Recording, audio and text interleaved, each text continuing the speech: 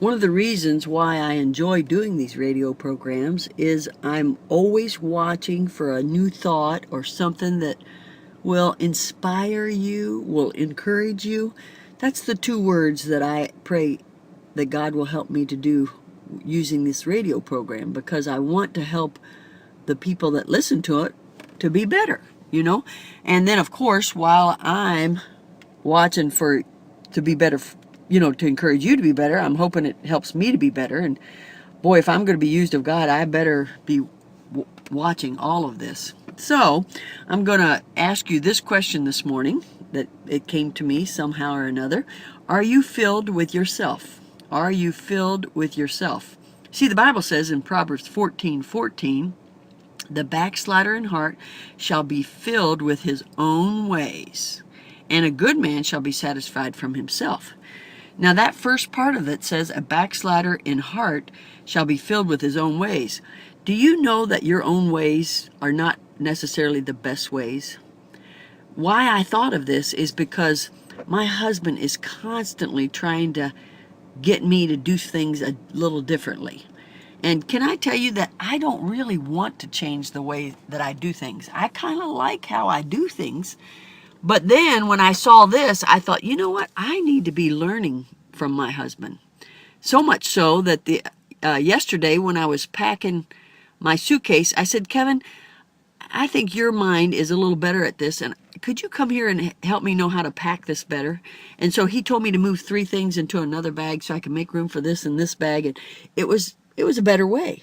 And so then I said, now let me go and ask you another question. Because of this verse that I had read, and I said, you know what, I don't want to be filled with my own ways. I asked him this question too. I said, Saturday when I'm coming home from this ladies' meeting, I'm going to Napa, California to speak this week.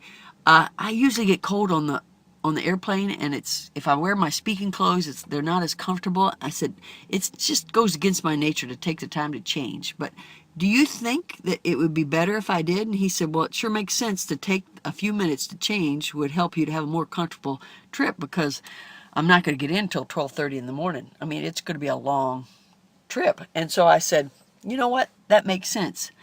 And it wasn't so much needing his advice, but I think it humbled me, and it helped me to say, you know what, Loretta, your ways are not always the best ways.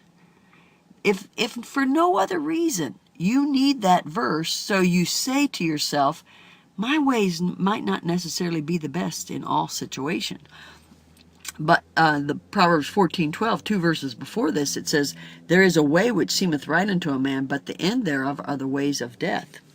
Isn't that interesting? Because it says there, my way might seem right to me, but some of my ways might end up with death if I'm not careful.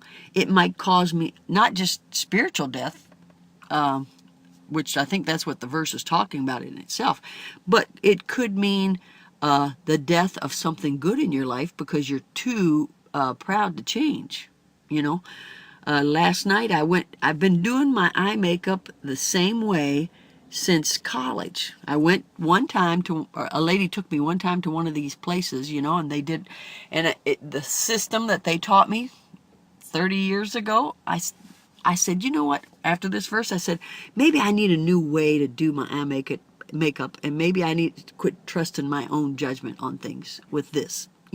I'm telling you, it was a life-changing experience for me, because I did want to change my ways. So I'm just encouraging you today. Are you filled with yourself?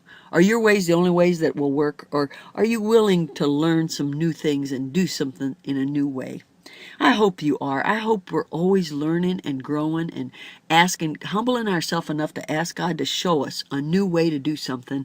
Then I think it's very building for you to ask your leader about how it would be good for you to do that in a new way. So rejoice in the Lord always. And again, I say rejoice.